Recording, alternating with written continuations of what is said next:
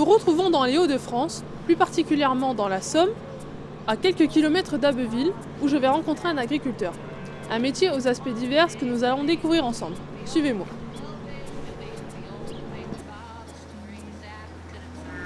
Et donc moi mon parcours, j'ai fait un BEPA et un bac. Alors diplôme, il y a le CAP, il y a le BEPA et le bac en examen de base. Ensuite il y a des études supérieures comme le BTS ou la licence. Alors la taille de l'exploitation, je dirais que c'est un petit peu au-dessus de la moyenne. Et les terres, c'est surtout mon père qui en a acquis une bonne partie pendant ses années de travail. Alors une journée type, déjà ici on commence par traire.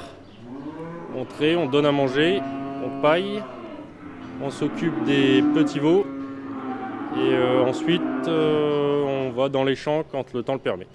Et le soir, après avoir fini les champs, on recommence la traite. Donc là ça y est, c'est fini. On a fini de donner à manger. Donc dans la ration, il y a du maïs en silage, des betteraves fourragères, de la paille, de l'herbe, du tourteau de colza et du tourteau de blé. Donc là maintenant, elles sont tranquilles pour la journée. Alors ici, c'est surtout des vaches laitières. Donc il y a 150 vaches laitières, il y a à peu près une quinzaine de taurions et tout le reste, ce sont des élèves pour devenir ensuite des vaches laitières. Donc en tout, ce qui représente 450 animaux. Ici, donc, c'est surtout le lait. Le lait et ensuite, c'est les céréales.